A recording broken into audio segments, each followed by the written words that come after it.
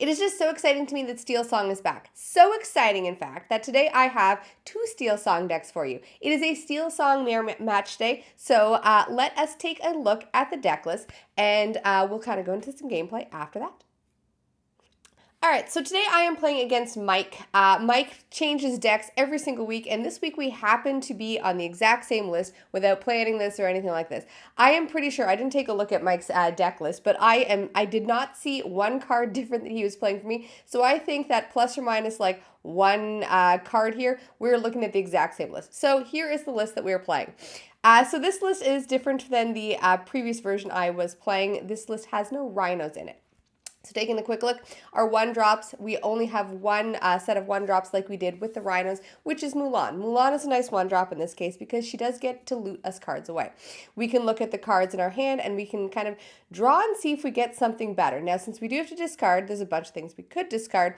One could be uninkables. One could be songs, even though we don't really want to do that. But if we know our opponent is playing against playing cards that strip songs or actions out of our hands, like say Mowgli or Ursula, there is the option to get rid of them before they do get to do that. But more than likely, what you want to discard to Mulan is the Lilos. And the reason for that is because you can play her from the discard pile, you can play her from your hand, so you're not really getting rid of the ability to play Lilo. Other cards that we have, so if we are on the play, we only have the 1/1-drop being Mulan. If we're on the draw, we have 2 1-drops because Angel is an ideal card here. She is amazing. I can't say anything bad about her. It is just great to be able to sing a 3-costed song on turn 2 again. And she's got some really good ones that she can sing. We have Strength of Raging Fire that she can sing, and a really awesome one, even though I do love to do my damage. An amazing one that she can do is the Angel Song. I'm not going to try to pronounce it. But Angel Song is great because it does mean that we can do some silly things on turn 2, like say play Angel Song or sing Angel Song, which means our next character costs 2 less, play Willow, and then play like a Nani or something like that and be able to look for more cards, more characters. We can also play Angel Song, ink another, ink something else, and then play something nice and big, like some of our 4-drops. So we have Chief Powhatan, or we have Bambi that we could play, or we have, what's the other one? The other big angel that we can play there. These are all like devastating to be able to play on turn 2, and they're really big and hard to deal with on turn 3. Grandmother Willow and Angel Song are both kind of our ramp ones here. With this version of the deck, we have Mowgli in it to be able to take some cards out of our opponent's hand. There's only 2 Mowglis in the deck. I am back and forth if I like him or not, but there's a lot of action-heavy decks right now that being able to play something that gets rid of actions is a nice option here. The Troubadour is our 4-costed singer, which can sing us our He Hurled His Thunderbolt. And we have other cards that can sing that as well, obviously, like the bigger angels and the chiefs. We have Nani to be able to look for cards. Again, I'm back and forth on her because, I don't know, just like Ariel always missed songs for me. Nani does not seem to get a lot of options for me for being able to draw cards off of. And the cards that I am very excited about in this, other than Angel, totally excited about Angel, are the bigger Angel to be able to do damage to characters that are out there. It's great to be able to do that. And the Carefree Surfer Stitch. He is a phenomenal card for card draw purposes. Plus, he's just big. He's really tough to get rid of. So let's talk for a second about mirror matches, because I don't think I've really done any mirror matches as far as videos go. They're a little bit difficult to kind of film and talk about. One of the reasons is because you both are kind of doing the same thing. So one of the problems with the mirror match is that it kind of comes down to whoever sets up first, which is not, as you're going to see in a moment, who goes first. It's not a guarantee there. When it comes to this version of Steel Song, personally, I like going second. Off camera, Mike and I did a bunch of games to test the going first, going second, and what really made the difference for winning versus losing. I won some games on the draw. I won some games on the play. Same with Mike. He won on the draw and on the play. What really seemed to come down to, like I said, is who got set up first. Now, what do you need to get set up first? Well, Angel is ideal if you are on the draw, because it means on that turn 2, you're going to be able to start to break your opponent's tempo, which is exactly what this tempo style list wants to do. You can have that Angel either sing Strength of Raging Fire to get rid of whatever your opponent ended up playing, or you can get them to play Angel Song to just go wide, and that might get you your other singers, like your 4-costed singers, to be able to sing you those other songs as well.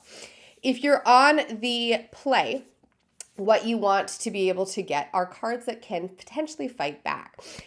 You want a Mulan, I would say, because that Mulan is going to threaten to take out their angel, which at the very least will hopefully make them think twice about turning it sideways, unless they're going to do a Strength of Raging Fire. The other cards that can really help you get set up if you are on the play versus the draw is I would play the Troubadour as opposed to Mowgli. In the games that you're about to see, I played Mowgli each time, hoping Mike only had one card in his hand for me to be able to take away from him, and he always had more than one option, so it didn't really do a huge amount for me. Instead, playing a Troubadour would have been better because I would have had a character with resist, and I would have had a singer out. It would have been a little bit harder for him to get rid of him. So that's kind of that there. The last thing that you need to be able to set yourself up is card draws. So getting those Bambis set up or getting those Ariels and hoping that you have enough songs to be able to benefit off of her, or the Stitch, does definitely keep cards in your hands so that you can keep playing out cards. Because in a mirror match, especially Steel Song versus Steel Song, the whole point of this is to be able to chip away at our opponent's resources so that we can start freely turning our stuff sideways and questing. Which means that you want to be able to continuously put more cards in your hand so that you have enough cards to continuously unload here. So let's go into the mirror match, see what it looks like, and then we'll do some afterthoughts. All right, so we're going on to game one here. So I am on the play. Mike and I kind of talked about who wanted to be on the play on the draw. And Mike has an ideal setup for the draw here. So he's got an angel, which means that he'll be able to either sing songs to get rid of my Mulan, which I see in his hand there, or he'll be able to kind of set up a board state. I have a Mulan out, so I threaten to kind of take out the angel. And I play a Mowgli. So here's my thoughts on the Mowgli. My thoughts are, if Mike has my luck, he'll only have one song in his hand, which means he'll be able to get rid of it. However, Mike has more than one song in his hand, which means that my Mowgli is just kind of sitting there. It's not able to take out the angel. It doesn't really develop my board state, and it only gets rid of one card in his hand without really setting him back any. So ideally, I would say the Troubadour would have been the better one there. And he's going to play a Nani. He has my luck with Nani, where it doesn't really get anything for him, but he still has a better board state for me set up right here, where he has the two angels. He was able to sing 2 Strengths of Raging Fire to kind of clear out my board, and he has a 3/3 as well after that. He's going to play a Doc, get rid of his hand, and draw 2 more cards. And both of the cards that he has there are a little bit too expensive to be able to play with that 2 ink. But again, he's looking at a better board state than I'm looking at here. So I have an angel and a Mowgli. They don't really threaten a huge amount right now. So Mike can quest safely here, knowing that really I can only take out one character with my angel. And I'm probably not going to do it because right now she's my only singer and my only really way to get back into the game. So I'm going to play the big angel, which means that I can discard a card from my hand, and I'm going to do Angel Song to do that, to be able to start to take out his character. So I'm going to try to clear out as many characters as possible. My angel will be able to take out his Nani next turn, but him playing the Snowboarder Stitch is going to mean that it's a little bit more difficult. I'm going to need to prioritize getting rid of that because Snowboarder Stitch does mean card draw, and when it gets down to it, a top deck war is brutal. However, if you can get some card draw, you can avoid that top deck war and put yourself in a better position here.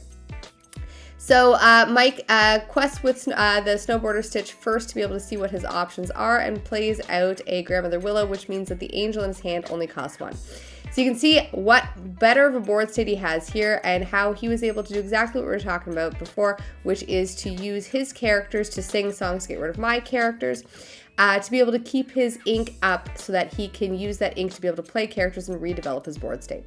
So I spent a lot of effort trying to get rid of the Snowboarder Stitch, which I still think is the right decision to make, but he was able to draw a backup one, which is going to put him in a commanding position going forward because he has a lot of characters out, and he has the card draw now from the Stitch. He also has the ability to discard whatever he wants from his hand to be able to do 2 damage to one of my characters, which means he can draw characters off of the Stitch and be able to decide what he wants to do or what he wants to discard and what he wants to play. So Mike gets a Beyond the Horizon, so he's going to play that, targeting just himself. I tried to convince him to target me too, but he did not allow me to draw 3 extra cards. And he's the 3 extra cards he gets off of that. 1, he's going to be able to discard to the angel to get rid of one of my characters, and he's able to play out another character.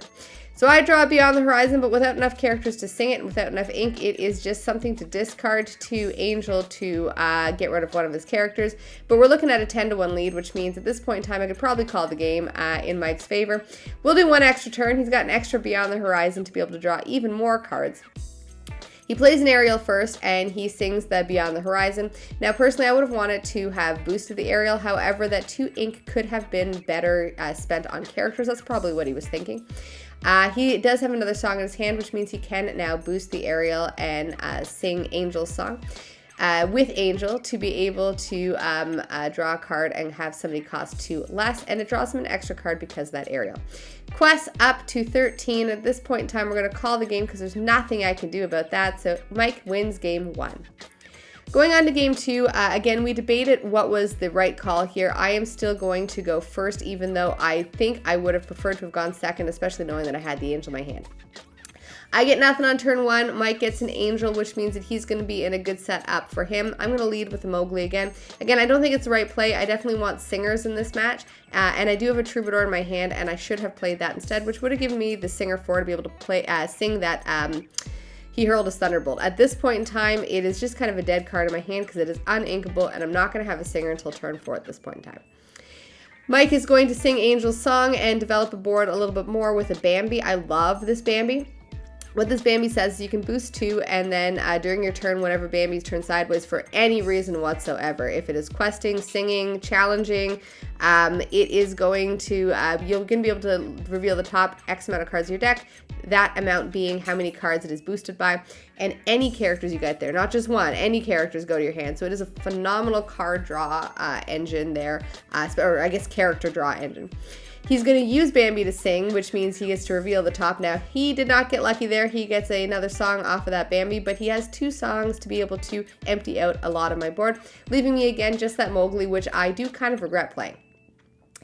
I'm going to pay for He Hurled His Thunderbolt, which does not feel good, and use Mowgli to finish off the Bambi there so he doesn't get the card draw. But it is a lot of resources I'm spending just to get rid of one character.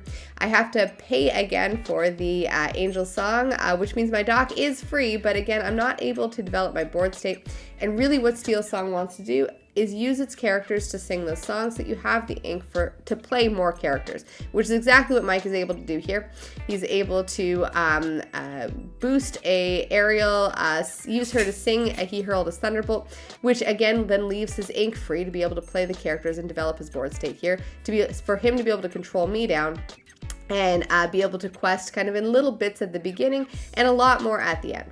He's going to play kind of like a finishing piece here, which is the Chief Powhatan. If you're looking at my board, I do not have enough power to be able to take that out. All of my characters only hit for 1. It is a 5/5 with Bodyguard, which means that he's really protecting Mike's board state. And the fact that I also really, I guess I have a singer in the form of the Troubadour, but I am top decking now, and the likelihood of me being able to draw songs to be able to get rid of the Chief, I need to get a Strength of Raging Fire and have 2 characters out to be able to do it, which is one of the reasons why I played the Lilo from the discard pile, but again, with just 1 card that I am drawing, I'm not going to have enough there. So Mike wins in 2. So nice fast games, very easy for me to edit. I'm sure it's the fastest I've gotten to be able to edit some matches there. Too bad I was the one who lost real bad in these matches. So what made the game so fast and so one-sided feeling, especially when it was a mirror match? I have a couple of lessons to take, and luckily Mike and I had a bit of time after these matches to sit down and play like 5 or 6 more games. The lessons I was able to take away from this is that for Steel Song, actually for any mirror match, it is who gets to set up first is typically the one who wins. And for Steel Song, what it takes to get set up first is it's a tempo deck. So what you need is to be able to push your tempo forward while being able to stall your opponent's tempo. And the way you do this is by playing multiple characters and threats for your turn and using your characters and threats to be able to eliminate their characters as opposed to questing yourself. You're not necessarily racing. You're going to quest your characters when it's safe to do so. But you want to be able to utilize your characters to remove theirs. And the best way to be able to do that in Steel Song is to be able to use the removal songs. So what does getting set up look like first? Let's do the play. So if you're on the play, being able to have something to set you up with, in this case, say something to fight with, like the Mulan, is great. Mulan also loots away cards, so if you really need to be able to find that removal song or a Troubadour to be able to sing it or whatnot, you can draw a card and discard a card. And a safe one to discard, like I said, is always Lilo. The next thing that you want to be able to play, if you're on the play, is I kept playing the Mowgli's thinking I wanted to strip a card out of his hand. That never worked out for me. Instead, what I should have been playing would have been a Troubadour to be able to have a singer out. Plus, it would have that resist one would have made just a little bit of extra difficulty for Mike to be able to take out a Troubadour, and it would have given me my singer, which meant that I would have been able to start to take out his characters. If you don't have a Troubadour, playing a Grandmother Willow is great because it is going to give you a discount, but it's probably not going to stick around in Steel Song Mirror, which means it's just going to eat the removal spell. Now, it does mean that the removal spell is going to be going to the Grandmother Willow as opposed to potentially the Mulan or whatever else you ended up playing off the Grandmother Willow, but it's something to bear in mind. What you want to be able to follow that up with is you want to be able to follow it up with something that can either, again, sing a song like, say, maybe a Nani, or be able to fight a little bit better like, I guess, a Nani. You do not want to be doing what I was kind of stuck doing in the end, which is like just hard paying for songs with ink, because that's not what they're there for in a Steel Song match. You don't want to have to pay for them. You want to be able to sing them. So if you're on the draw, what does that look like for setup? First off, you want an Angel. You want to mulligan so hard for an Angel because Angel makes or breaks this match, in my opinion. Now, if you don't have her, it's not the end of the world. You'll probably be all right if you can kind of dig yourself out of there, but she is such a game changer that I would really be mulliganing like, if it wasn't for the 16 uninkables, I'd be mulliganing super hard for her. So what do you want to set up with Angel? Well, if Angel comes out on turn 1, she's going to be able to sing you a song on turn 2. If you can play a character on turn 2, like, ideally I would say a Grandmother Willow and then follow that up with a Mulan because that gives you 3 characters out. There's not much that your opponent would have played on turn 1 that a Strength of Raging Fire for 3 is not going to take care of for you. If you don't have a strength for Angel to be able to sing, she can sing you the Angel song instead, which will allow you to just set up bigger characters or a lot more of them. So you sing Angel song with Angel on turn 2. You can then play, say, a Grandmother Willow for free, and then your next character is going to cost 1 less again, which means you're looking at 3 costed characters. So a Nani, which again is another big singer for you to be able to play out. And she also does draw you extra cards, or if you don't have a Grandmother Willow and want to go that route, you can sing Angel song and play a 4-costed song. So that might be a bigger Angel and then discard a card from your hand to do 2 damage to something, which might get rid of their characters and be able to chip away at their board that way. So I hope that makes sense about what it looks like for a tempo versus tempo, especially Steel Song versus Steel Song match. It did seem very one-sided here, but again, it could be either player's game, whether you're on the play or on the draw. And these Angels really make a big difference about being on the play or on the draw. It makes being on the draw really appealing, in my opinion. So step 1 for me, because I'm back on Steel Song now. I love Steel Song. If step 1 for me is to figure out if the deck is actually viable, which I would totally say it is viable. I think it's a totally meta deck. The next one is to be able to figure out exactly what type of build do I want to play for this.